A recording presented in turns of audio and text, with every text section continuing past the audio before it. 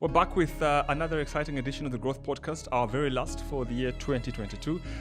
It's been a year filled with amazing conversations. This is our 24th episode.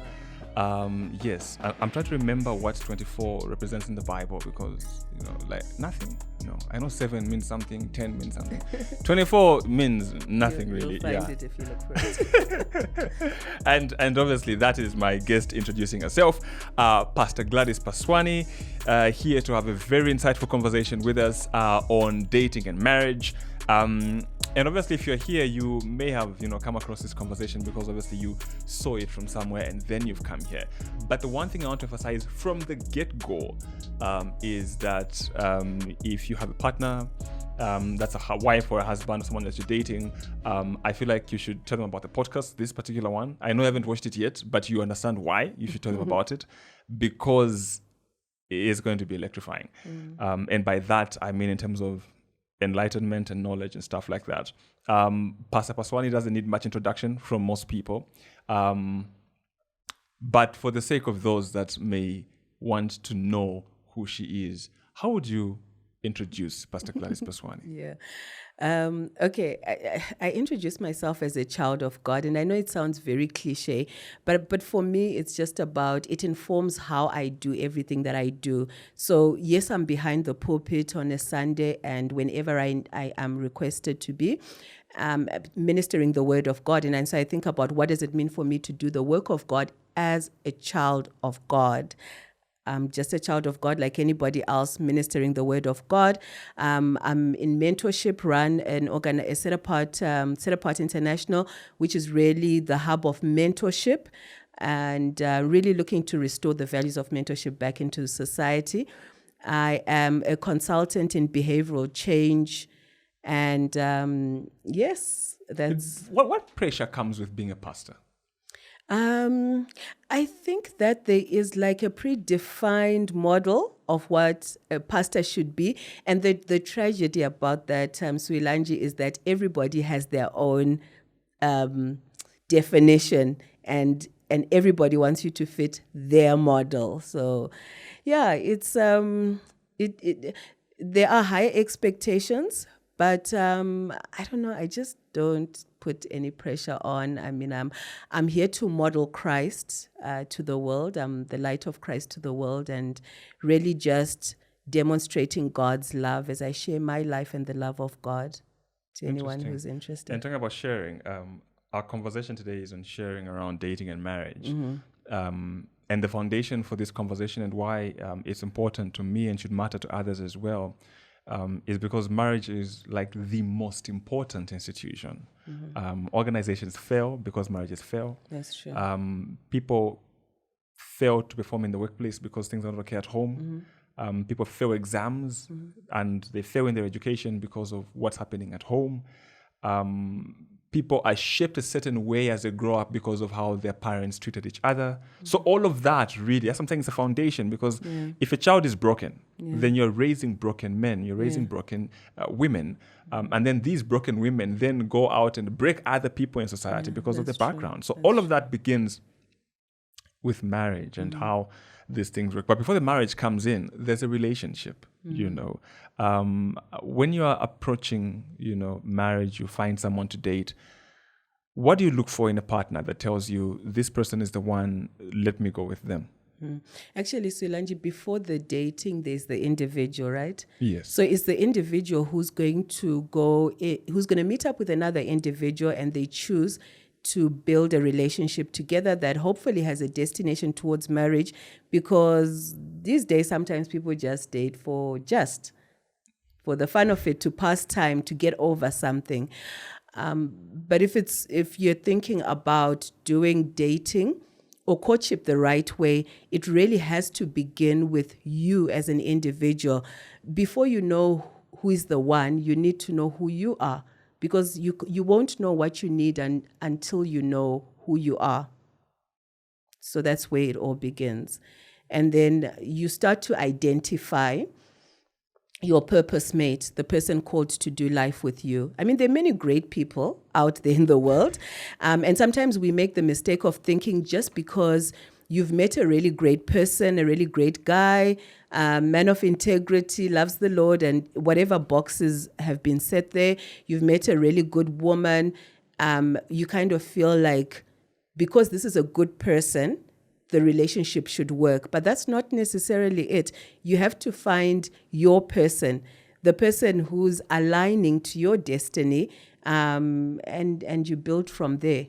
Okay. And how do you find yourself? Because you mentioned the individual. How do you find yourself? Because some people, I don't know, some people don't even know themselves. Yeah. Let alone want to know someone else. No, that's so true. Hey, I mean, if you ask somebody to talk about themselves, they're going to start to talk about, if you ask someone, who are you? They'll talk about what they do. So they'll talk about purpose. They'll talk about events and all this. And I mean, like, we are all guilty of that because it's really hard to get to that essence of who am I really? And maybe before I even zero in on giving an answer to that, what you then have to clear out of your way in order for you to actually answer that is to separate who you are from what you've been through. Because, if someone is going to stand there and say, I'm just a very ordinary person, like, really, who said you're ordinary? And they're going to be able to say to you, I feel like I've never had the spotlight. I feel like I've never figured things out. So now they use whatever disadvantages, limitations to define themselves. So put everything out of the way. What have you been through? What have you been exposed to?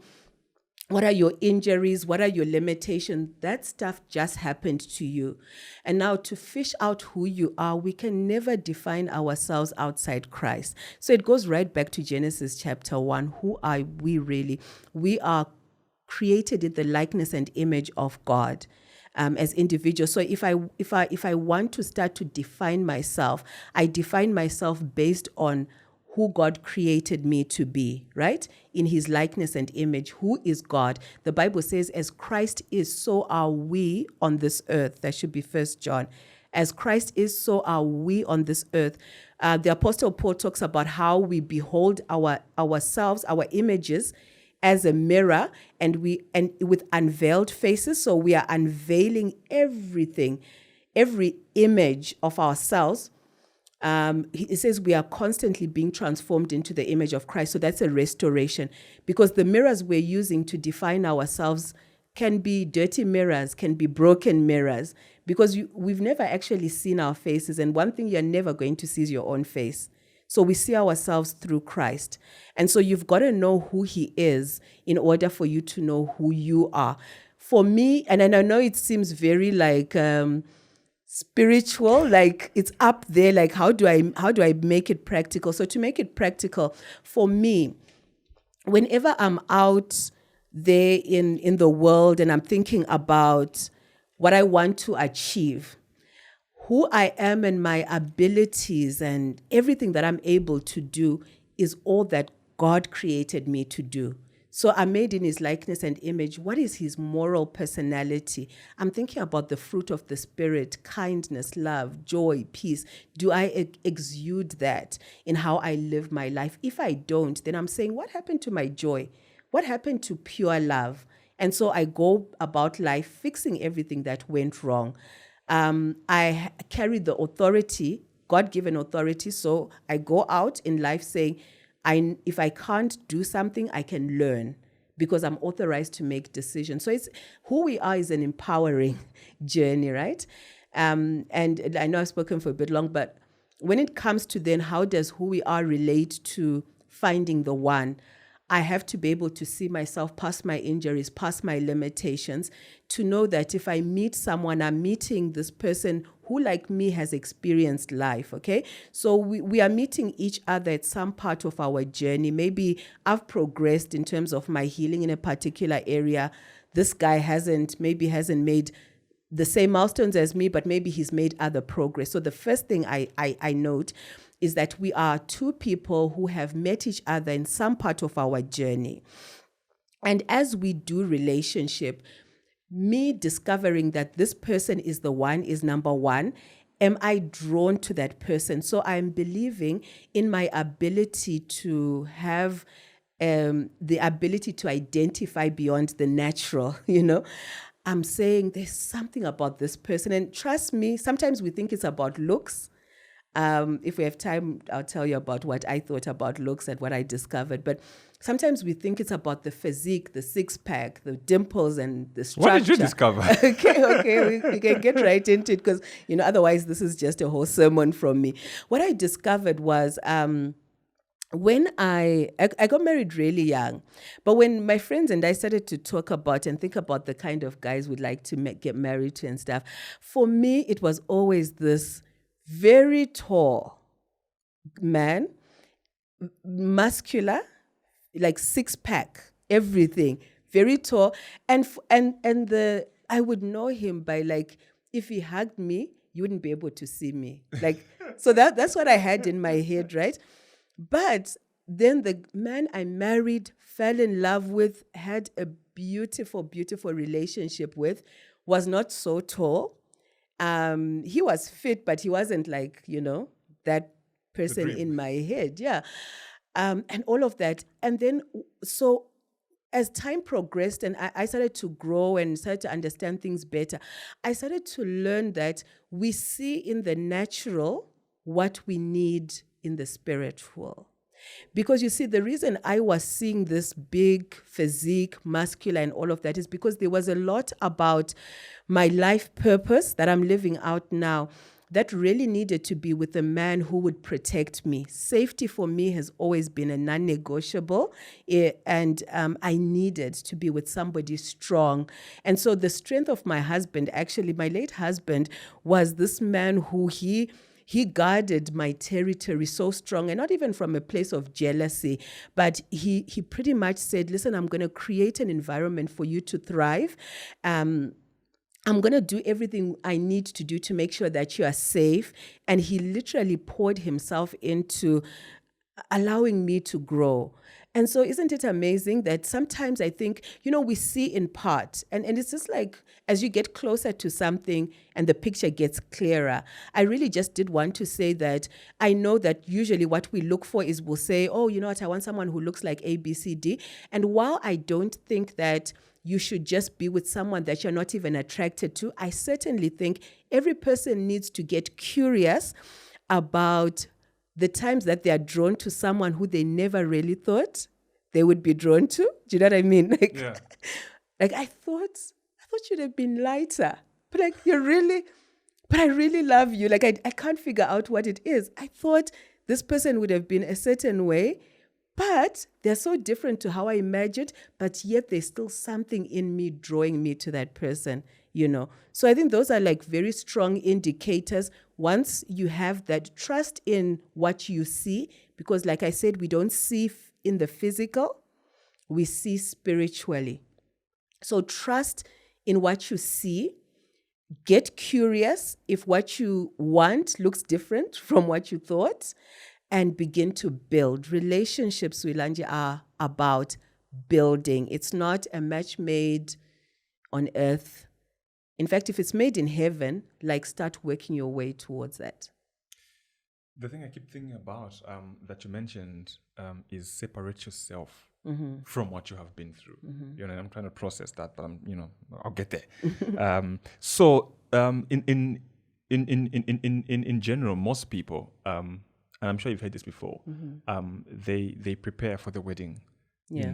They do not prepare for the marriage. And you see this, and I'll tell you how you know this is the case. A bride-to-be runs around. She's tired, she's exhausted, she's what?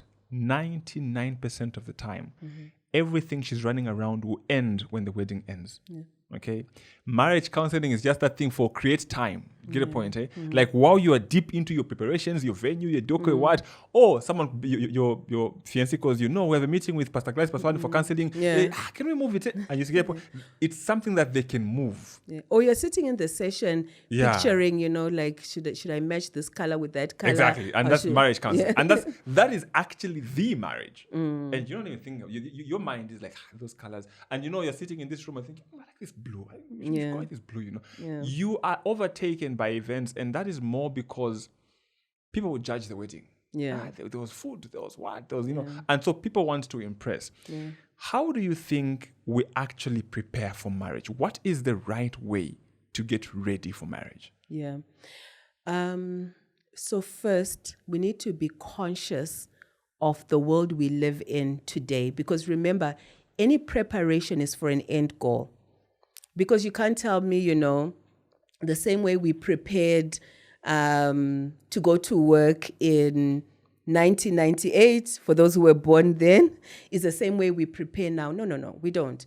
Both were preparing, but in 2022, there are dynamics that influence how I prepare to go to work that are different to how I prepared in 1999. That's the year I got married, by the way. So there is need for us to be conscious of change. I'm big on adaptive leadership, so I'm like, let's learn the change and the nature of problems that surround us now. And I think that on its own is a good starting point. So what do we need to deal with in order for us to have a good marriage? There are obviously some basic things which I think we can talk about now. And then there are things that are very situational, depending on the times that we're in. What is the couple been exposed to that requires, like, it's like a house, right? That requires a special foundation. Those things are important as well. But generally speaking, in as far as preparing for marriage, I think it has to begin with, have you given honor where honor is due? Okay, because if you don't do that, and I'm talking really about, have you fulfilled all righteousness where family is concerned? Because even the Bible is very clear. This man is leaving someplace. These individuals are not just meeting in the streets. They're coming from somewhere, and there's a handover, there's a blessing. Remember, these are covenant things, and we have to be very careful not to do covenantal issues like, we're just playing games, like it's a hobby. No, we have to align ourselves to God-given covenant. So it begins really with fulfilling all righteousness where parents are concerned. And like for a couple that maybe is listening and, you're exhausted because sometimes engaging with family is exhausting, because now this is when, in fact, when people get married, issues come up, right? If you're in a blended family, for example, there's dynamics. Don't tell this person, or who do you tell first? Who is supposed to be the authority figure in this particular, so it can be exhausting. But I do want you to know that it is worth it, because if you jump processes, your marriage will always be a reference point to be like, oh, when Swilanji got married, did you know at his wedding? Did you know when she got married? Did you know this is what she did? But you also free yourself as a couple. If you do things right, then your marriage as a reference point, as a key life milestone, also becomes that thing that gives you permission to say, we did things the right way, and gives you some credit in advance, because it can be very challenging to live within a community when you're married. It's not just the two of you, by the way, And then, of course, once you have the family's blessing, you want to go to the church.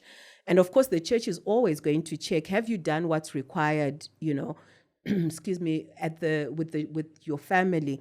Once that's cleared, the church now begins the process of preparing you for the marriage. And of course, from the family side of things, there are things that are also done to prepare.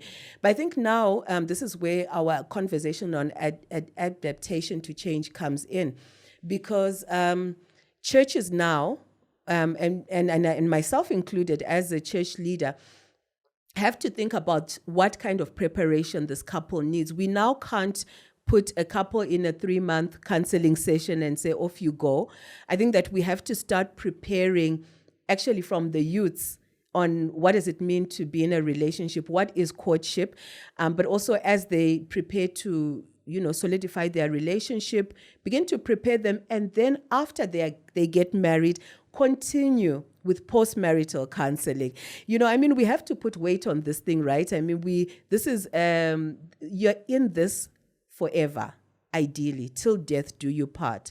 And so the level of investment must match, the duration and the weight of the marriage. And really, like, whilst preparing as well, is not to forget each other in the process, because I feel most times what happens is a couple that's preparing for marriage gets so busy with all the procedures, all the preparation, that they lose so much touch with each other. I'll tell you now that sometimes I'm talking to a couple that's been married for 10 years, and the problems that they are experiencing at that point that are showing up, like I'm always trying to say, okay, let's get to the root cause. Like, where did all of this stuff start?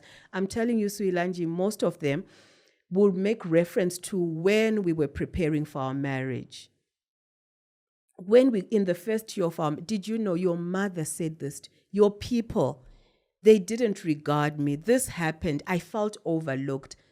90%, we're tracking the root cause down to those foundational points. So it's so important to remember to be kind to each other, to know that while you're preparing for your marriage, it's hard for you. There are things you're not going to tell me about what's going on in your family, but you're having to answer some tough questions. They're saying, are you sure about that tribe? Are you sure about that girl? Are you sure about the family? And you can't come and tell me those things. So it's just about being kind to each other, making sure that the couple invests time, just continuing to build their relationship and continue dating each other as well. And also, there is these issues of in the beginning, you have people who start out in the beginning, two, like you said, two totally different people. Yeah. Okay. And now you begin living with someone. And that's in the very beginning of the marriage. How do you avoid, bumping heads? It will be there, yes. But how do you harmonize each other? How do you gel in properly?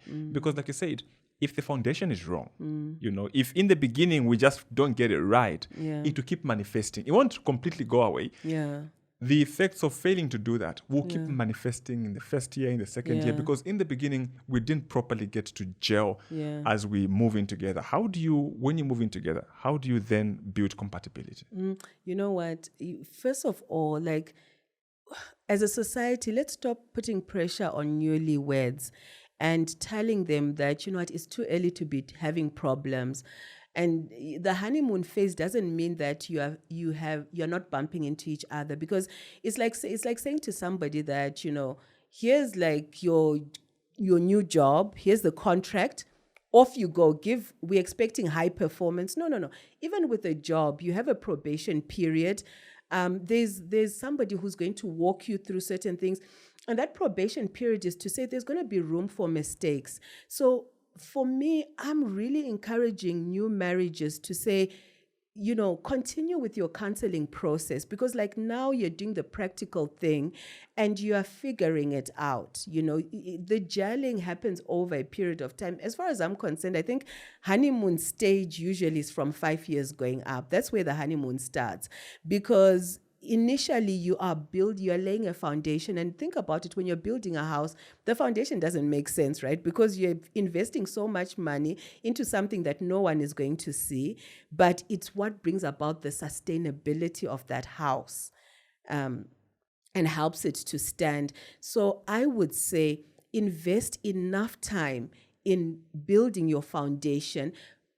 Mentorship is critical. Find a couple that you can trust. And I know, sometimes we'll say church, but sometimes in church, what happens is people are afraid. It depends the kind of relationship you have with your pastors, right? It's just like your parents as well. They're emotionally involved.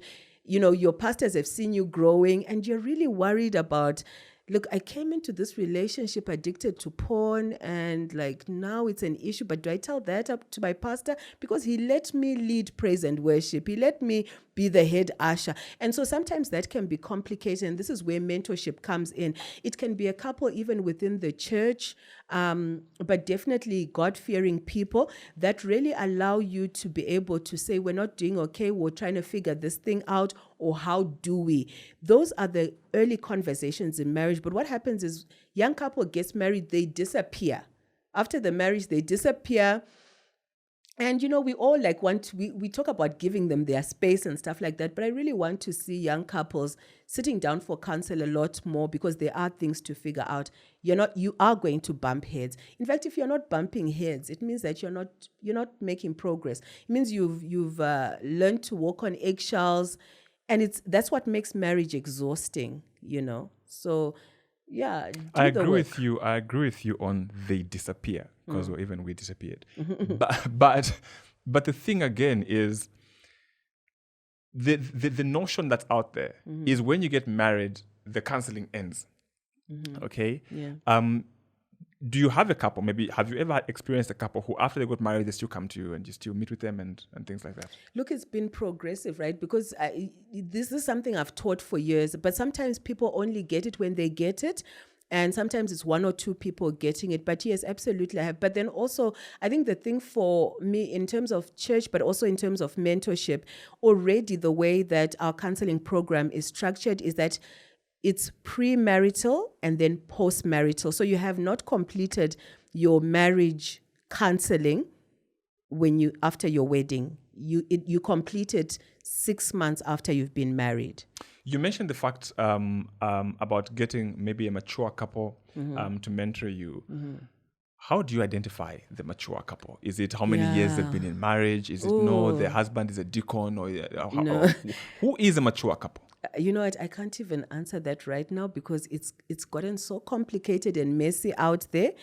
I think that you're going to have to really be prayerful about it, and because for me, the way I view God is, I feel like He doesn't play hide and seek with us. He says that I have made available all you need for life and godliness. Life and godliness. So pay attention to. I think, like, first of all, don't look for a celebrity couple, or don't try to predict what an ideal couple looks like. I think, first of all, pay attention to the people who are modeling integrity. What does their marriage look like from the outside? I know it's dicey, right? Because you're seeing from the outside, but I think fruit doesn't lie. There's always some quality of fruit that you can, low-hanging fruit that you can at least start to pick out on. And then also, do they care about you? Because there are people that make themselves available to you. That random couple in church, that relative, within your family circle, that person who's checking on you and saying, please come to us. If ever you need counsel, if you need support, come to us. I would say take up that offer and just create space. Because also, Suilanji, it's not so much about, I don't think it's always about getting professional advice, so to speak, always. Sometimes it's a safe environment that allows the two of you to hear each other talking, Sometimes it is space that you need. Sometimes it's a third perspective. And honestly, people who've been married have walked some journey and they have something to tell you. How much is too much sharing for a married couple, even to another couple or to a counselor? Do you tell them everything, or some things it's just between the two of you, should be in the bedroom? How much do you disclose about your marriage to other people, especially maybe those are mentoring your marriage, or maybe leaders at church, maybe like spiritual guidance? How much is too much? How much information is too much information to give a doctor? I see what you did. Yeah, because you see what I think the question is purpose. What's the purpose? Are you but also I do want to give a lot of value to your question, because again, are you looking for a learning space? So maybe it's a young couple. There's another youngish couple, but maybe that's gone ahead of this couple, the newly married one, and maybe they just want to expose themselves and they just want to have conversation, right? So then the question is, what's the purpose? The purpose will determine how much to open up, right? Are you in a state where you need expertise, like you need some intervention in your marriage? The two of you have failed to figure this out, because mind you, a couple must also learn how to problem solve. Conflict resolution is important. It's an important tool for a married couple. So you start to build these competencies, right? But of course, at some point, you haven't figured it out. You're in a crisis. The two of you, you don't know what to do about this. So if you're looking for expert advice, I say tell all. Tell all. If you're looking for exposure, then give to the limit, to the extent to which, is going to benefit what it is that you're trying to do, I told my wife I was doing a podcast with you, and I told her to give me some questions. Okay. Yeah. So now there are issues of divorce. Yeah. Okay. And now we're hearing people on social media justify divorce because no, you end up getting killed, what and what, those kinds of things. Just leave the marriage if it's not happy and whatnot. What are your views on that? Yeah. So my views are that marriage works. Any marriage works because the product is marriage. The designer is God. Marriage works. But these marriages that work are in very harsh conditions. It's like having a great car, but it has to go through potholes. The conditions expose it to all kinds of, puts it in a certain state. Now it's squeaking, now it's dirty, now it's muddy. Now where's that sound coming from? It's not because of the vehicle itself, the quality, right? But it's because of the conditions. Every single marriage, it doesn't matter how much you love God. It doesn't matter how much you love each other. Every single marriage is exposed because we are all exposed to life. Now, people are going to get divorced if someone in the marriage or both people are not willing to fix it. You can throw away the car or you can take it to a repair. You can toss the car or you can take it to a car wash and it will be restored. So I think that really, like, when I've had couples that have come to me. In fact, one couple in particular, not even believers. They said, listen, we are here because maybe we believe, in your skills. Please don't start telling us about divorce being bad. We just want out of this thing, right? We want to get out. But we have children and we're responsible parents. It matters how we do this. I said to them, no problem. Let me help you get a divorce. Now, how do you help people get a divorce? You help them.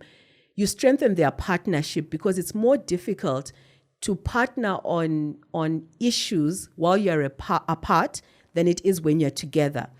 Funny enough, while we were strengthening their partnership for the aspects that will that they cannot detach themselves from, right? Yeah. They got closer. And in August this year, they renewed their vows. Same couple who said we want out. And so now most people who are divorcing is simply because there's somebody there who's just not willing to put in the work. Marriage can be fixed. If it's broken, it can be fixed because it works. One of the key aspects, and I know you've said this to couples you've talked to, I know I've heard it before in marriage counseling, I've heard it in movies, is that communication is at the heart of the marriage. Okay, I want us to break down what exactly does communication mean. Okay, and how do you know that, okay, here there is a breakdown in the communication? Because for most people, I want us to, and this is what I want to achieve with this question. Yeah. If I'm a couple, if I'm an individual in a marriage, where do I see to say, okay, I think there's a problem with the communication here, so that I'm better able to deal with it than be reactive and say, oh, so all this was because communication wasn't there. Right. So I don't want someone to do this. I want them to do this and say, okay, here, how do you determine the breakdown in communication? But first of all, before we go there, what exactly is communication in a marriage? Communication is exchanging information. And how you know that there's a communication breakdown is when you don't have information. So what happens when people don't have information? They make assumptions. I know what he's thinking. I know what she's up to. Why don't you just ask? Why don't you know? That is like, it's telling. It's telling. Assumption is telling. There's no communication. I think things that catch you by surprise are also saying that, oh, wait, our marriage has transitioned, because no marriage remains the same, because no individual remains the same, isn't it? And so most times what happens is a very well-intending couple, people who love each other very much, they are committed to building the relationship. Sometimes they make the mistake of maintaining their communication levels like they always have. But again, are you conscious of like what has changed about your marriage that now requires for you to allow your communication to evolve, right? So sometimes it's like you trip over something and you're like, oh, wait, how did that get there? And we're like, no, we grew and we didn't realize. Because let's not also think that poor communication or communication mishaps are because people don't love each other. No. Sometimes it's just that, sometimes that's what's going to show us that something here has changed. I think we need to do better. Let's be more accountable. Let's check in a little bit more in order to strengthen our communication. So exchange of information is very, very critical. And I think that when you develop a habit of, or practice rather, of exchanging information, it becomes less technical, because I think one of the things that people struggle with when it comes to communication is like, how much should I tell? Now, it doesn't mean I have to say, oh, today I saw 3 patients, and now whatever. And no, it's just like what happens with any strong relationship. You start to share anything and everything, because once you develop a strong exchange of information, then you're basically always exchanging information, but also it has to do with the quality of information that you share as well. So again, exchange of information. If the information I have today is that I am not doing okay, I'm starting to feel very worried suddenly about the children. My job is not going okay. I have issues with my friends. I'm feeling left out. That information must now be exchanged, and then we have communication. So now you're not thinking, oh, this man is staring at the ceiling. He's probably thinking of another woman, and yet he's really thinking about, what am I going to do tomorrow about this work situation? So assumption really messes things up. And also what I've noticed works is if you develop that habit of sharing even the little things, yes. Because what I do, like for me, is when I'm not with my wife, like I'm at work or something, and something happens, I'll send her a message, like just one sentence. Yeah. She won't get it then, but when I go home, this was that. So I don't forget. Yeah. Oh, what was this? Even just one word, it reminds me and builds that kind of thing. But also, how do you create an environment where your partner is very free to communicate with you? I love that question. But I just also wanted to say, because when you were sharing that, I thought to myself, have you ever seen like an old couple that like they've been married for many, many years and they just get each other? There's a couple I met. Them all the time, they're either holding hands or they do high five. They get each other because their communication has matured to the point where they would just look at each other and be like, what's wrong? Or, because, like our parents actually used to give us a look, right? But that this generation can't even identify a look because we are on the phone. Yeah. So we don't even know that you just got a look. Yes, until you're like, hey, Yeah, so the beautiful thing is the communication evolves. You start to really feel each other, even without communication. And that's why, I really think people must give marriage a chance. It gets better. Trust me. It gets better. Right now, you're figuring it out. You're learning your combined language. It gets better. You know how to give each other way. You literally finish off each other's sentences. You speak on each other's behalf. It gets better. Okay, so now an environment that allows open and honest conversation, right? Again, I think that marriage, especially when it comes to communication, is going to expose you to yourself. So, for example, if I'm saying to you, I'm not doing okay, pay attention to, let me rephrase this. If your partner is saying to you, I'm not happy, pay attention to your responses, because it's your response that creates a hostile environment, number one, and can cause that person to shut down, but also pay attention to why you are so defensive about how someone else feels. So what happens most times if somebody says, I'm not happy, what's the response going to be? Mostly the response is going to be this again. Yeah, this again, or you mean I don't make you happy? I'm not good enough for you. Haven't I done this? No, but I'm not happy. Your friends would kill for this kind of love. Exactly, right? So don't make it about yourself. If your partner is telling you that they're not okay, they're not happy, they don't feel heard, They don't feel appreciated. It's the tough conversations, right, that you're talking about, that if you don't create an environment for tough conversations, I'm telling you, you'll be in this marriage, my goodness me, that all you ever do is you tick off on children, things, budget, and all of that, laugh at a joke every now and again, but it becomes so empty. And this is why people are not happy in marriages, because they're not living out the full extent of that marriage. So the value of marriage is actually in those tough conversations. Because listen, if you're gonna be like this man who's giving a speech about this amazing woman you're married to, then we see your eyes start to water, right? Something's happening to you. What's happening to you in that moment is you're not thinking about all the dates you went on. You're not thinking about the cute things, the vacations. You're really saying, my goodness me, this woman, her heart, where's her heart seen? It's in those tough conversations. She believed in me. She heard me. She created space for me. Or he supported me. He protected me. And we like these sort of things. Hey, I'll always be there for you. I'll catch a grenade for you. But what does it actually look like behind this? What's the actual work in I'll always be there for you? I'll always be there means at some point there's a tough conversation and I will always be there for you.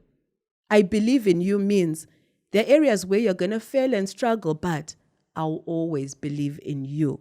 So it's about like creating space, as you say, for the real work so that you have the victory, the beautiful marriage, the strong marriage, because strength is tested, right?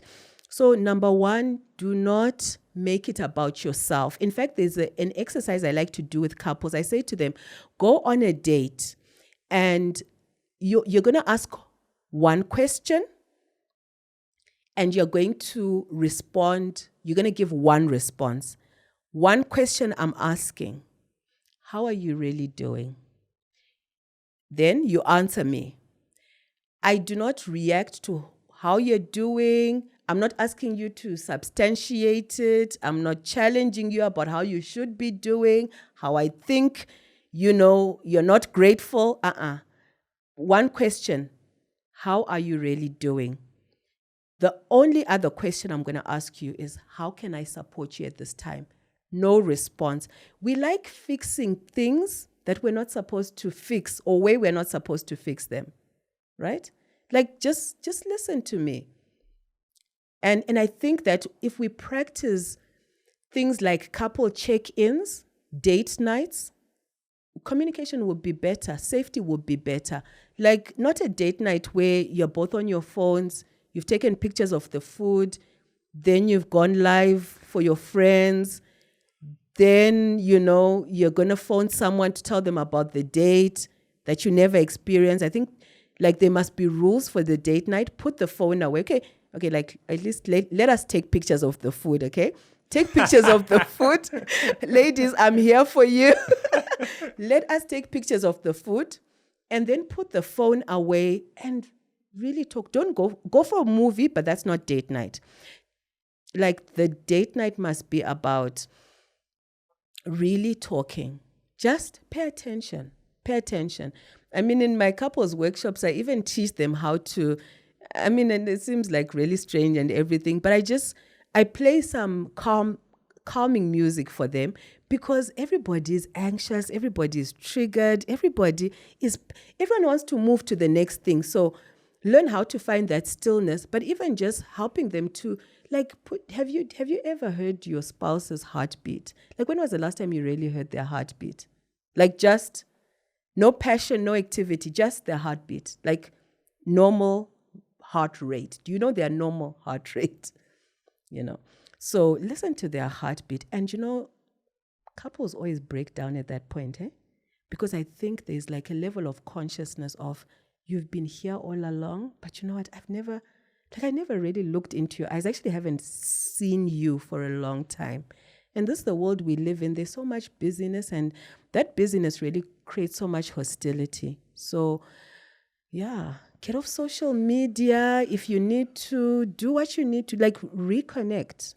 It's busy, it's noisy out there, it's distracting. This session is going well. You see, now there is this thing that couples must be friends, which is very important. Yeah.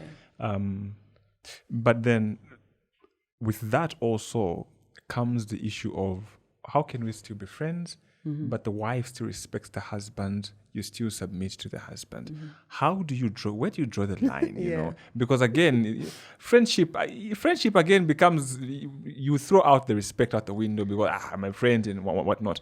So talk to me about how do you're friends, but you still respect each other. Yeah.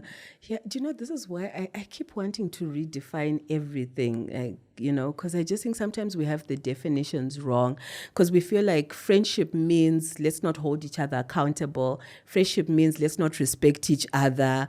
Friendship means like let's not sacrifice for each other. And that's wrong. You know what I mean? So once you don't really understand it, I think it confuses everything. But to be more direct, you are not supposed to be, in fact, okay, let me say, I have to phrase this properly. Your mandate is not to be friends with your spouse. Your mandate is that every woman should respect her husband, honor and respect him. Every man should love and cherish his wife. If you do that, pure friendship, which is companionship, will manifest out of what you do. It's just like somebody will say, I'm friends with my child. We're not supposed to be friends with our children. We're supposed to train them up. And as you are training them up, you will have the moments of friendship, right? So companionship now becomes strong, because even you, Suiland, you don't, even in the friendship space, you don't want to be with someone you don't want to be friends with somebody who disregards you, right? Who belittles you. So imagine now if your spouse is not doing the most important thing for you and then calls you their friend, then it's lost. You know what I mean? Yeah. But pure quality of friendship comes from this couple's ability to give each other what they need, and of course the distinction is very clear there. Men must be respected because of the fact that it allows for them to be in a state that enables their functionality. Women must be loved and cherished because it addresses their stability. And so at the end of the day, the wife is honoring her husband, and she's the biggest beneficiary of that. The husband is cherishing his wife, and he's the biggest beneficiary. And I think from that comes a really great relationship. What break down for me what submission is. Okay. Because for most people, they think submission is kneeling down. It's a bad word. Yeah, submission. You should just shut up and submit. Yeah. Submission is that thing. Oh, he comes, you wash his feet. Yeah. What exactly is submission, and what does it involve? Yeah. So what people define submission to be are acts of submission, right?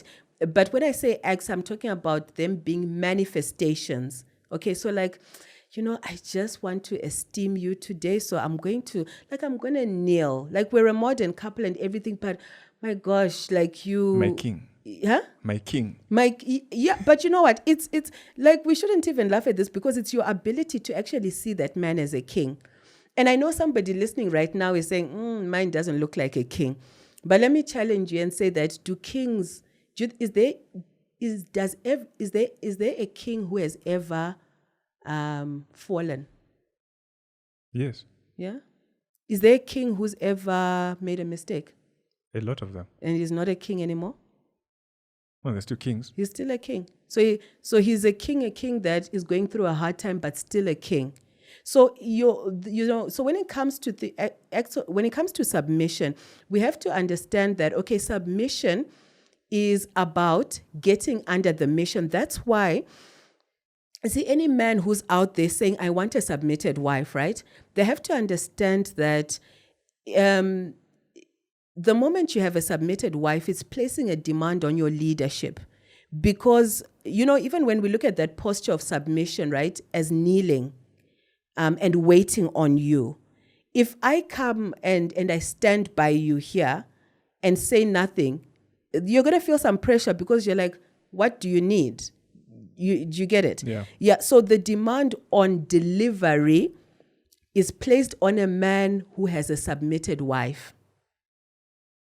So I know we like to say, oh, you can only submit if this man gives you something to submit to. But no, you can submit and place a demand on his leadership, right? There are men right now who are so disregarded because no one has ever placed a demand on their leadership. I like to tell the story about how Pastor Gladys, this woman who has no issue with honor, submission at any level. Like, for me, I will do it. I'm so proud to be an African woman, and every act of submission, I will put on my heels and kneel, right?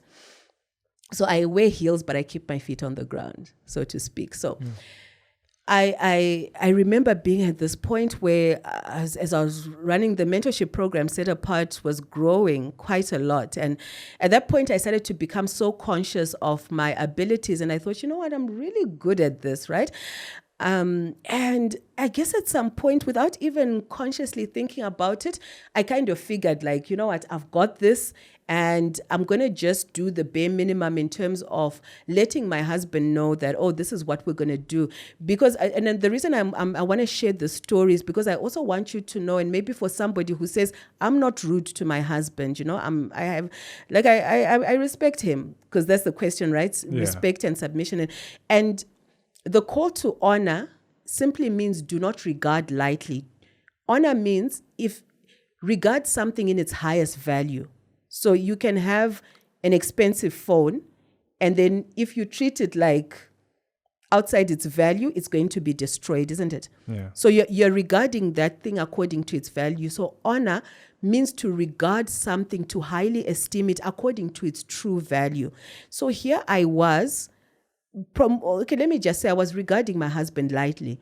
But on the outside, it looked perfect because I gave him his place and stuff, but then all I was doing was kind of reporting back to him. Oh, this is what I'm doing this time, this is what I'm doing, you know, and all of that stuff. And I know it sounds okay, but you see, as long as I was doing that, I was not accessing what God put in him for me, which is leadership. The day I realized this, okay, I thought, okay, because the mentorship programs, I could do these different classes.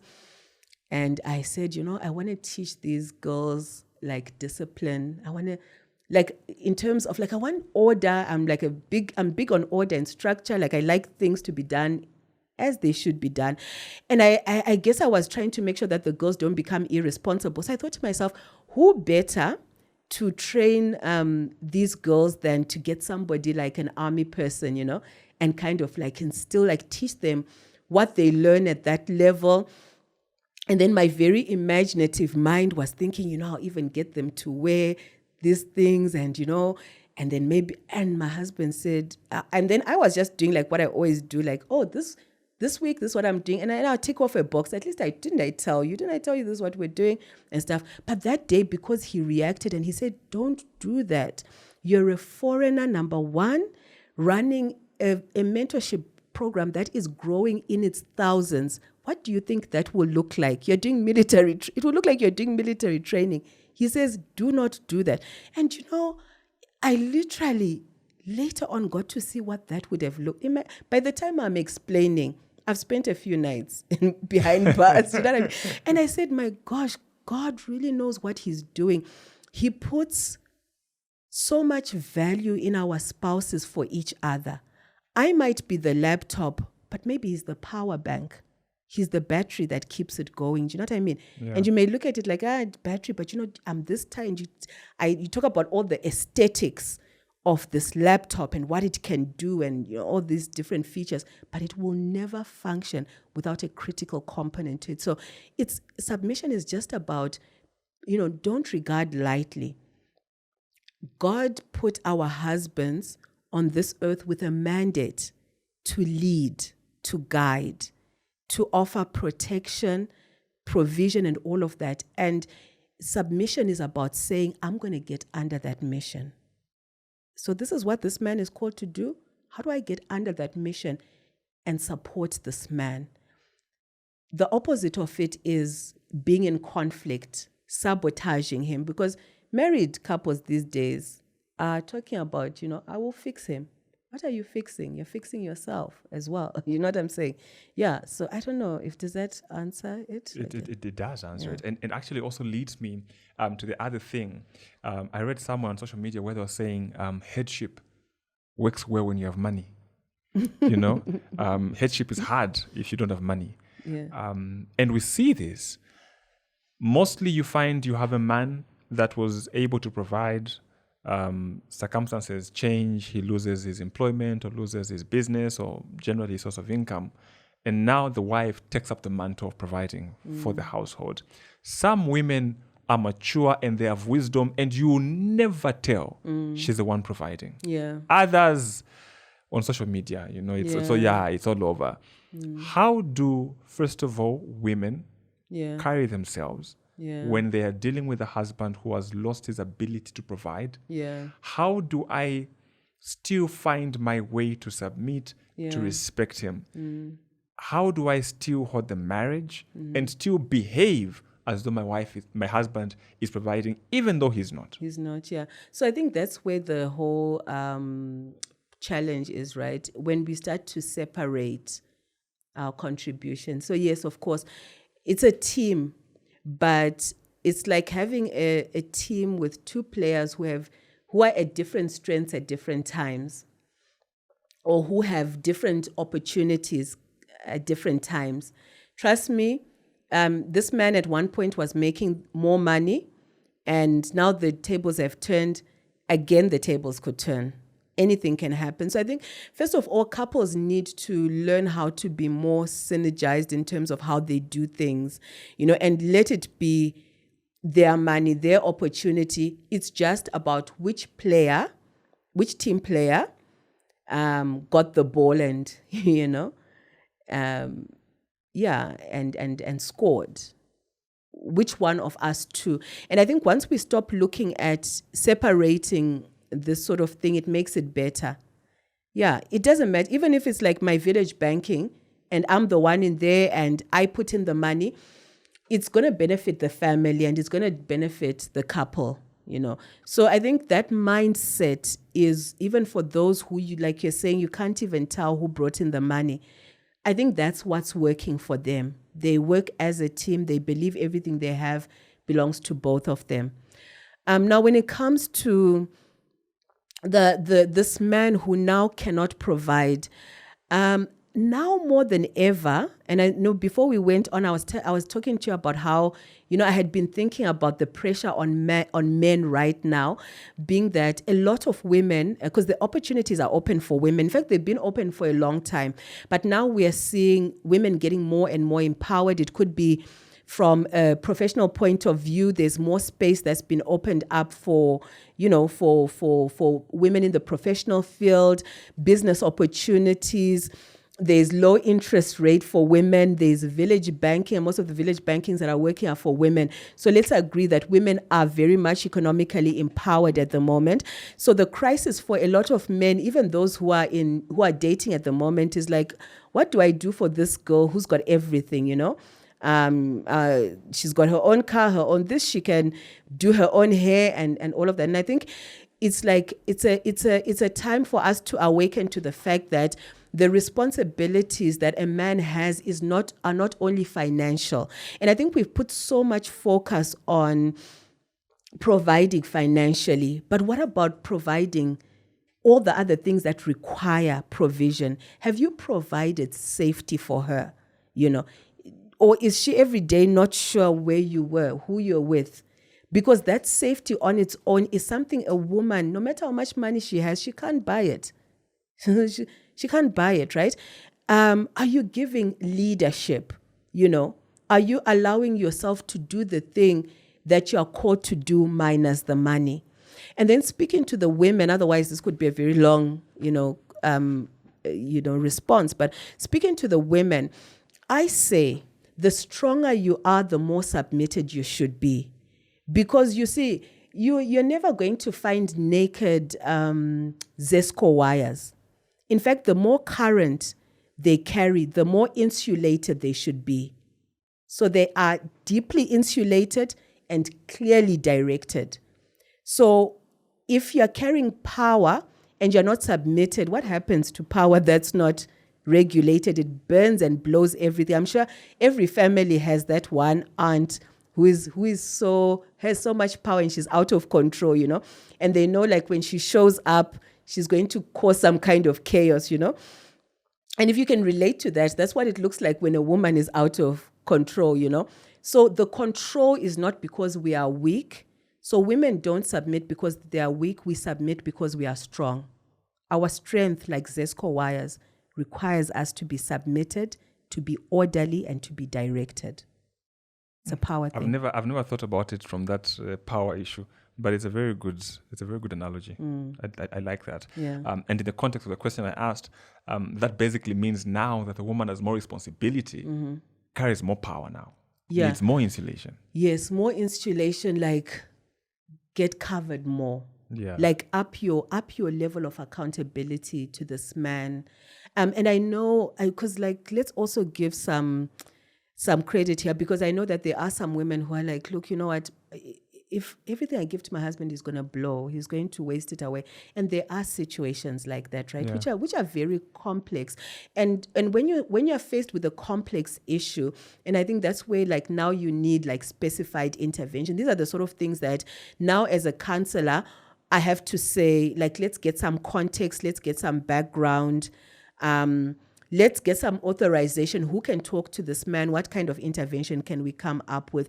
Because I also don't want women to just say, oh, no, I won't do that because they just waste the money. I won't do, you know what I mean? Because there are certain situations that require specific intervention. Interesting. And so the other thing I wanted to ask is, couples get married. Now society is expecting a child. They've got no child. There's no child. Now it takes a toll on the marriage because people are talking. Women even begin to shy away from family gatherings, social events, because someone is going to bring it up to spark that. And for most couples, it's not because they don't want. Others, it's because they try, but natural issues, they can't have children. Others, our plan as a couple is not to have a child right now. Yeah. We have other things we're dealing with maybe later on. Yeah. How do you deal with the either the failure to have children, or you've planned between yourselves that we're not going to have a child, but then you got a mother-in-law who has no grandchild, she's counting on you, you're the only child. How do you manage those dynamics? Because let's also agree that the pressure is not just with children, right? They're going to be, you don't have a car yet, you haven't built a house yet, you haven't even been on a vacation like 5 years, like you haven't been anywhere, you haven't been, you know what I mean? So those pressures are all over. But of course, like when, as you say, when it comes to children, I would say like, first of all, as a couple, the two of you must be aligned. So, because trust me, I've met couples who the wife thought, I thought we're getting pregnant right now. And the husband was like, no, I wanted us to wait.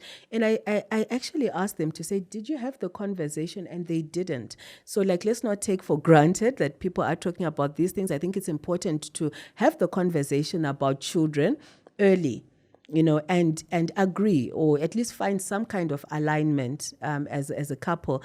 And then I think the next part of it is like, you have as a couple to, you see, there's this whole thing of how we position people in our lives. It's very critical. You need to know who is who and then position them correctly in your life. So when it comes to, there are certain people who need to know what's happening in your lives because they do care about you, right? I mean, because the mother-in-law who's saying what's happening, it's not so, it's just that sometimes we've branded mother-in-laws as they're out to get you, but maybe she's really just asking, is everything okay? And the more you starve her of information, the more assumptions she's going to make, the more pressure she's going to put in. So first of all, as a couple, align, agree, communicate, and then go to your next circle there, which would be, I guess, your parents, right? And just say to them that, of course, you talk to your family or whichever way you do it, but just say, you may find that we have, you may find like now, as you can see, this year has gone, and please don't be surprised if you see next year also going, because this is how we have decided, for our family, we decided, to give it 2 years, and then they're going to say to you, oh no, but what if you contraceptives, and then you can't fall pregnant and stuff. Then you give, you educate, you give the information, you respect, you hear, and you also create room to get some advice as well. You know what I mean? So if the right people know what's going on, I would say that should give you the peace that matters most to you. Now we live in a community that is wide open. We know what you ate. We know what you're wearing because you showed us. And on your page, we see it every day. We see where you went, and you keep going to the same place, and we keep seeing pictures of the two of you. So now we want to know, right? So you now need to handle how you need to be particular about how you handle social media and how you handle exposure. So even forget social media for a little bit, but when you go into certain communities, like when you go to work, how much information are you sharing really? Because the information you share gives people permission to start talking about things they shouldn't be or asking things they shouldn't be. So, really put people in their place with all due respect by saying that we'll have a child when we're ready, or we haven't decided. I think it's when you give an overload of information. No, because you see, for him, in fact, I wanted to, he didn't want to, and then the mother got involved. Now you've literally opened up your whole marriage, and people are going to keep giving you opinions, going to keep giving you advice that you didn't ask for. So keep it simple.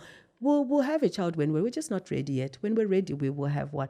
How many times do people keep asking, And when it comes to social media, because I want to also just say, give credit that social media is influence, and no one is, I guess when you get older, things matter to you less. But if you find as a couple that social media is exposing you too much, get off. Like, I don't understand why people suffer. Like, get off for a period of time. If you can't handle it, why suffer there? I for agree a period with you. of time, right? Earlier we talked about divorce, and we are told in scripture that shrewd is the one that sees the calamity and proceeds to conceal himself. There are some people who are single, others who are in marriage, that's okay. And they keep seeing these divorce cases, people, marriages splitting, separation, whatnot, the husband killed what, and there's just this bad brand, of marriage that is, being fronted out there. Yeah. How do those who are not at that point avoid getting to that point? Yeah. If I am single, how do I avoid getting married and then divorcing? If I am already in a marriage, how do I prevent myself from finding myself in a situation where court battles, divorce? Yeah. You know what? Honestly, I think it's just about doing marriage the right way. It's like marriage comes with a manual. There's a way it works. Let it function the way it works, not the way that the world is suggesting. So follow through the right processes. Everything has got something to do with everything. I'm a strong advocate for healing and wholeness, right? And I think that's where everything begins. If you're not doing okay, you're going to project your injuries onto another person, your insecurities. So work on yourself. Marriage is the one thing that's going to expose you. Like people like to say, oh, this woman made me like this. So I never used to be like this until I got married to this man. No one makes anyone like this. People just show you who you've always been. And when you see that, you surely ought to fix whatever is not working. But also, do marriage the way that God ordained marriage. If you don't know what that is, learn. Invest in your marriage. Invest in learning how to make your marriage work. What do you make of those who say marriage is not for everyone? Okay, I don't know. But if it's not for you, then it's okay. Let it not be for you then. But I think also pain speaks. Because if we dig, why is it not for everyone? Is this person saying it works for others and not for it works for some people and not for others? And if that's what the person is saying, then it's like, let's go back to who made this? Why? How does God give us a lifetime guarantee on something that doesn't work? Even the most expensive brand does not have a lifetime guarantee. So yeah, it's just like some people are just not willing to put in the work. I think the phrase should be, some people are not willing to put in the work, rather than marriage is not for everyone. All right. As we come to the end of our conversation, I want to talk a bit about dealing with grief, losing a partner. You went through that. Yeah. First of all, when it actually happens, when it's hit you that your partner is no more, the person you thought you'd be with for the next 20 years is not there anymore. Yeah. What's happening in your mind?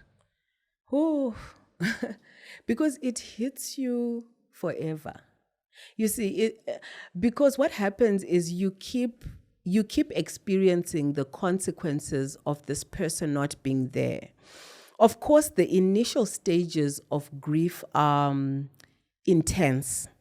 So that's why we want people to recover from grief. So grief recovery does not mean the trauma is gone, I'm okay. No. It just means that I'm separating myself from the intense pain. So it's just like if you have an injury, there's going to be that pain management part of it where they will even wheel you to the bathroom, or they'll even, put, is it called a catheter? Yes. Yeah. They won't, so there's a lot of intensive care there. But imagine that person then stayed in that state. That it doesn't work like that, isn't it? So we're saying that you have to eventually separate yourself. But let me be specific in answering your question.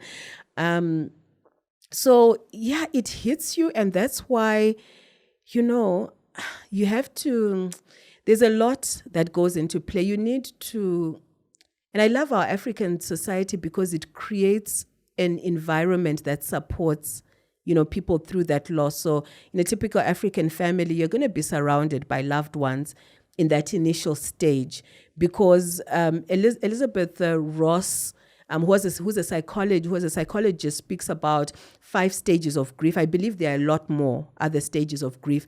So when it hits you, because these stages are not linear, right? And they are not consecutive as well. So those stages can hit you randomly. So anger can be the first emotion you feel when it hits you. Denial can be the first, not emotion, but stage, right? Anger can be the first stage. Or for some people, denial can be the first stage. For other people, bargaining can be the first stage. And this is where you see somebody saying, no, you can't be gone. You can't. And it's almost like there's something they can do to bring this person back, Or sometimes it's even guilt. Oh no, why I should have tried hard. So I think if we pay attention to Elizabeth Ross Cobbler's stages of grief and how other psychologists have developed them going forward, they can hit you at any stage. Interestingly, one of them is acceptance. But for me, that was one of the first stages. That was the first thing that hit me, was like at some point I felt like I don't want to be here anymore. And then when I decided to live, I said, okay, if I'm going to live, I need to survive this, right? So if I'm going to survive this, then I need to live. So because that was my decision, I came to acceptance very quickly. And of course, I guess when people are hearing acceptance, they think acceptance means, oh, it's okay. No, I'm over it. No, acceptance is just new work, or it's about saying, I accept that there's nothing I can do to change the situation. So I'm going to go on a new path. And for me, the last 3 years have been walking a new path. And because if you don't do that, you get stuck in expectations that can't be met. If I don't accept that my husband is gone, then there are times when I need him, and a lack of acceptance will get me to expect him to be there. And I get disappointed. Lack of acceptance is setting yourself up for disappointment every day. So it hits people differently, but ultimately we all experience those stages. And how do you, gradually get to go past it? I know that individuals are different. Mm-hmm. There's no one way to say you do this, you do that, you do that. But what are some things that you've come to observe work generally for people in terms of how do you deal with? Because like I said, most of the time And this is something no one has experience over. Yeah. Even if you had or were in a marriage and your spouse dies and the next one dies, you can't say, I know how to deal with it. I've been through this before. Yeah, that's true. How do you, begin to move past it? How do you get your life back? Yeah. Well, first of all, you don't get your life back, but you get a new life. Because you lose a spouse, your life will never be the same again. But you can live differently, and you can discover what it means to live differently. Do you know what I mean? It doesn't, it's not the end of the road for you because you are still here. It's not a disaster. It's just different, right? And I think that's an important thing to be aware of. But in terms of how to progress, and the first thing is you have to be willing to heal, even if you don't know how to. It's a decision. I've been saying a lot in my conversations with people that I started to realize that in the Bible, any person who got a turnaround, and then when I do case studies of people who changed their lives, like their lives took such a shift, it was about the personal decision they made. It's always that person who says, I just said to myself, no, or this is what I decided to do. So if we live our lives waiting for the feeling to go away, the pain to go away, will never go because the pain is not going. You have to separate yourself from it, from the intense pain. So you need to make that decision. I think another critical thing to do is also to make things right with God. Because even for me, I love God so much, but I questioned him and I was like, God, what's going on here? Because, and funny enough, just a couple of days before my husband died, he had actually prayed for someone in UTH. And it was one of those things where nurses and everybody came around because they thought this person was getting ready to die. And this person got up from the bed, So when my husband suddenly was in hospital, I was like, God, you know what? This is your man. Remember what he did just the other day. So my expectation was like, God is gonna heal him. He's got such a great track record. But then, is this what life is all about? Is it about just because you've prayed? Is it good? Is it bad people who die? Or do good people also, pass on and stuff like that? So I think that you need to make things right with God. And for me, my experience with that was really not blaming or accusing God, but asking him, you have to help me understand, why did this happen? We prayed, surely you have the power to save him and all of that. And really, God said to me, I never promised that your loved ones wouldn't die. Because if he had promised that, then what was Jesus going to prepare a place for? What is salvation about? It's about eternal life, isn't it? And so, yes, that's a hard truth. But then I love that God then drew me to I never promised that your loved ones wouldn't die, but let me show you what I promised you. I promised to anchor your soul, Hebrews 6:19. I made an invitation to you to come to me when you are heavy burdened, Matthew 11:28, The book of Psalms, he's close to the brokenhearted, he binds their wounds. The book of Isaiah says, the fire will not consume you, the water will not overwhelm you. Psalm 91, 1,000 may fall at your side, 10,000 at your right hand. The name of the Lord is a strong tower. The righteous run into it and they are safe. So there's a place and there's a way I can attend to you when this has happened to you. So I feel like making things right with God is very important because otherwise you live your life in fear. Because imagine now, I started to be, it was a process for me because when my child fell sick, I would be like, is he going to die? And then wait, if I pray, am I guaranteed that if I pray, this child is going to be healed? Do you know what I mean? So we go through those things. And I like to be honest about this sort of stuff because it just helps people know that, listen, God does love us regardless, and making things right, heal, and progressively work. And I think that every person who has suffered grief must get counseling. Yeah. And there are certain tools. I'm a strategy person, so I even have a strategy for pain. Along the way, I started to learn healthy distractions because sometimes it's intense, sometimes it's random. You're wondering, why am I feeling this way? It's been 2 years. Why today do I feel like this? And so healthy distractions as well are useful. and making something out of the pain. So what do I have to show for all I lost? For all I lost, I am now a relevant voice when it comes to grief. I work with organizations in grief recovery. Out of this is a book I'm about to publish. And honestly, would I be doing all of these things if I had not had the loss? So at the end of the day, I think you want to bring some integrity to your loss and allow yourself to say, you know what, I'm going to allow my husband's life to count for something. And it must not end in my distraction, because we know that there are couples who die soon after their spouses, because I think the heart really does break. So you literally choose to fight for your life. Wow. Yeah. When's the book coming out? In the first quarter of next year, we'll publish. Oh, okay. I look forward to that one. One question I forgot to ask, I should have asked earlier. The challenge of people getting married from different religious denominations is a big deal. Others, you date and say, oh, it's okay. Then now the family comes in. No, you can't marry someone from this church. Ask what, and then just doesn't happen. Others still go ahead and they do that. How do you think those can make it work? Because, let's remember, anything you want to work has effort behind it. It has commitment, sacrifice, and dedication.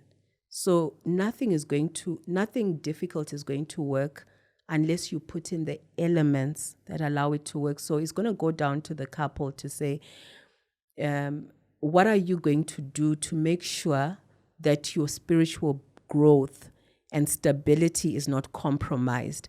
Because you see, like, if you have two differing beliefs, then how do two walk together if they are not agreed? Do you know what I'm saying? So I think sometimes there's situations where their statement of faith is the same, because you can't have one person who believes in the Trinity and the other one doesn't believe in the Trinity, because then that on its own is a doctrinal issue that's going to govern. Because remember, doctrine is then going to define practices. So if we are not aligned in doctrine, then how is our way of life, in as far as how we practice life, going to be compromised? Do we celebrate Christmas or not? Do we take communion or not? Do we believe in salvation? So what happens now when do the children get saved or not? So I think in that way, it's very difficult if they are not aligned in terms of the doctrine. I think that if people are aligned and they're in different churches, it is advisable to share in fellowship together, because it's one of those things that strengthens marriage, But like I would really say that it does require quite a bit of attention. And of course, most of these situations are very unique, and sometimes there's a readiness for the other person to make changes. One person may be more grounded than the other, but certainly the work, the sacrifice, the commitment, the dedication cannot be excluded. All right. What would be the 5 things you would say are necessary for a marriage to thrive? This is my last question. Okay. The 5 things that are necessary for a marriage to thrive. Wow, 5 things. And you know what? Because you've asked me on the spot, I'm going to think of something on the way home, but Holy Spirit, please help me. Let's do this. Okay. Communication. Love for God and love for one another. Integrity. Oh, wait, no. Do I want to put integrity there? Because, do you have to do 5? Okay, 5. Communication, love for God and each other. Yes, love for God and each other. Companionship. And remember, you talked about friendship, but I want to say companionship, right? Because sometimes friendship is like a bit loose. It's like happy. Sometimes companionship looks like 2 broken people holding each other. Companionship. Faith. Oh my gosh. No, I said love for God, right? Yeah. I said love for God and then love for each other. So that's 4 already. Mm-hmm. And then the 5th one would be, I think learning and growing together. Because I think the reason I want to put that one there is it helps for transitions to be smoother. if a couple is willing to grow together and to learn together, nobody ever feels like, just because this is not my transition, why can't you figure these things out? Or where a person feels like a failure. So yeah, I want to put that there. Thank you very much. Thank you. But to be honest, I feel like the conversation was insightful. Earlier on, there are 3 things I wrote down, which I don't want to forget. Yeah. You mentioned finding a mature couple, and then you mentioned separating yourself from what you have been through. Yeah. That really hit me. And then pay attention to how you respond when your partner is talking. That was really like key for me. I think like those 3 things. I really want to go, meditate on them, think about them, and see how I can apply them in my relationship. So, thank you very much for the time. And also, real quick, thank you for saying that, right? Because I think it's important for people who influence other people, because you may not try to be a celebrity, but there are people watching you, and you are influencing people, whether you like it or not, right? And I think it's important for you to say, I'm going to process it, and I am going to apply it.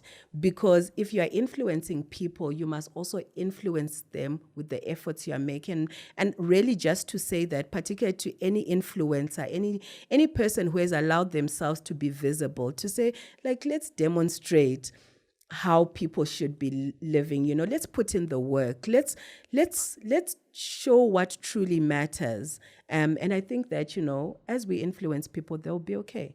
Yeah, the right stuff. So thank you for that. And like I said, there's no master at marriage. Yeah. All of us are learning through the ropes. But like you said, what helps is, are you able to be open enough to go to another person? Because like I said, these things of going to others, like on social media. Because again, the thing with people is this: it's hard for people to keep confidential information. Yeah. It's hard for people to keep confidential information. And your fear is, it's like there's that joke on social media. It's a joke, but it's true. I come to you and I, pour out myself, at home, we no food. The next thing you go in someone's WhatsApp status, bantu vavutika. Yeah, oh my gosh, right? Yeah, you know what? Like, I really feel I must say this, that yes, of course, I'm strong on mentorship. I'm strong on getting guidance and teaching, but the truth is that there are very few teachers then. And when you find one, hold on to them.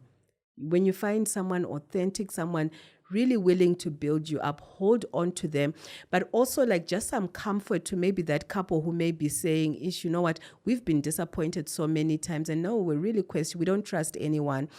Or we can't even on the horizon, we don't seem to see anybody who can help us, is to say that God's got you. I think, first of all, it must be such a consciousness of the fact that you need to be preserved. Because remember, even the couple that's sitting with that older couple also have other personal work to do between the two. It's not everything that they're going to go. They have to do their work as well, right? But I think having somebody to instruct you, to guide you, is an added benefit, because they're going to help you to not do unnecessary work, and they will make the process quicker.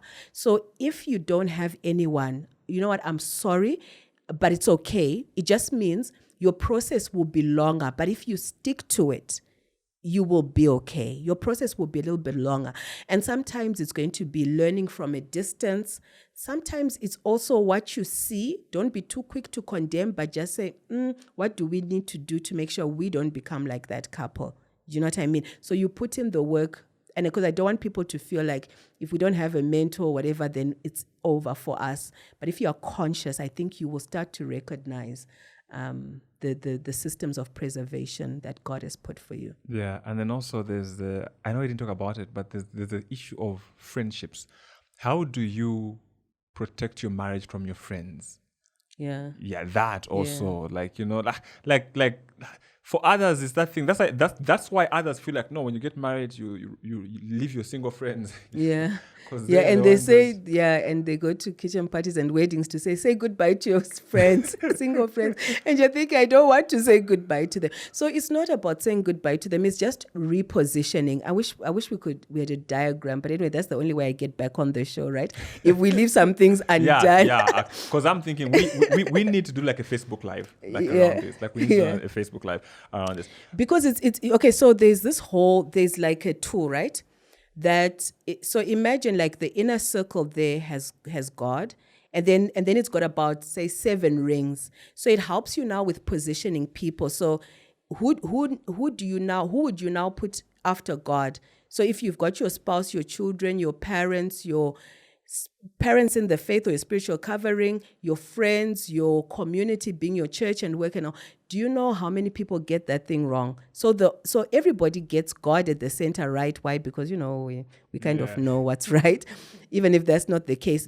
And then you'll find people putting the next person there will be my child, and then my parents, and then my husband.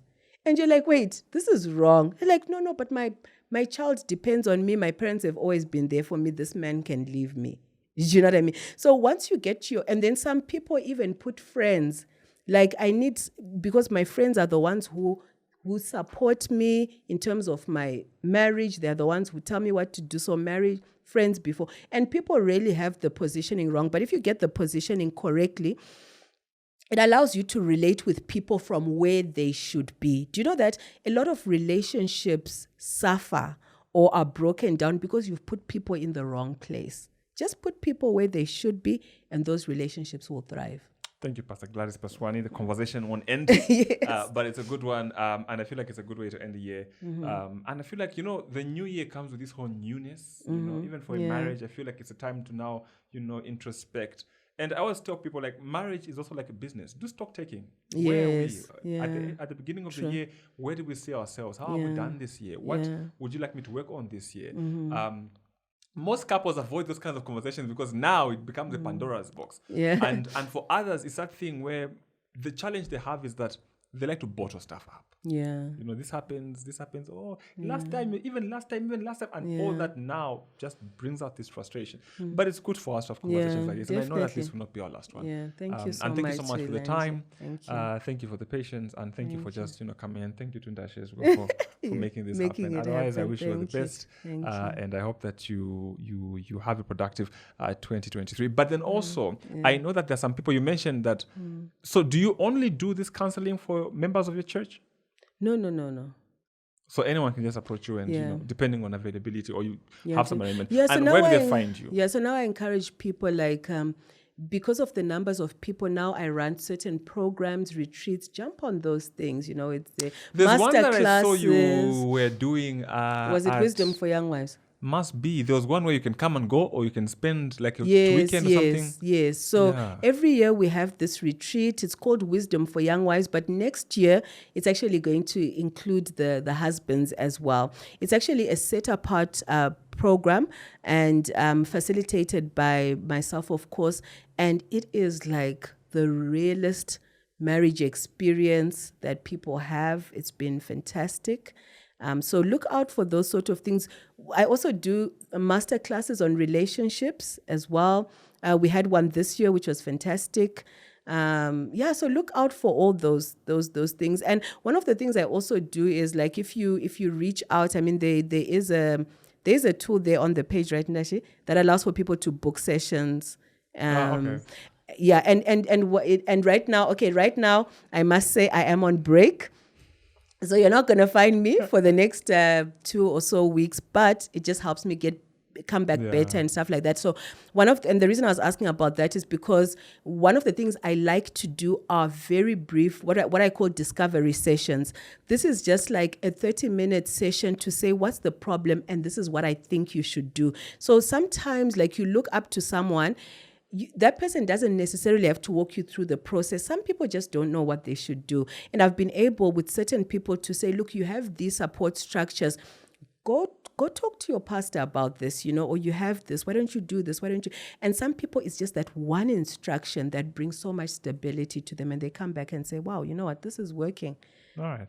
And the Facebook page is Pastor Gladys Paswani. No, it's just Gladys Paswani. Or just Gladys Paswani? Yes. Yeah. Okay, cool. Because pastoring is just one of the many things I do. one of the things that you do. So, like you said, shouldn't you separate yourself from, Yeah, I'm very proud to pastor, but I do. Yeah. Because people think, when you are called by God, the only place you should do the work of the Lord is behind the pulpit. I am a marketplace apostle. So one of the things I believe God has called me to do is to influence the professional space by building tools for organizations. Yeah. Okay. No, thank you very much. And all the best. Same to like you. I said, it's not the last time. We'll call on you again. Yeah. Yeah. So we're also going on break. We'll be back on the 11th of January. So we won't be there next week. We're industrial break. So we're back on the 11th of January, so we can refresh as well. But thank you so much otherwise for the support you've given the podcast for this year. We look forward to more happening in 2023, bigger conversations. And yeah, the whole idea is that we grow. And I hope that you are not the same person. From the first time you came in contact with the podcast, there must be some change. Even just 1%, that is growth. You can't just jump from 1 to 100. No, you have to take some steps. And I hope that you're on that journey as well.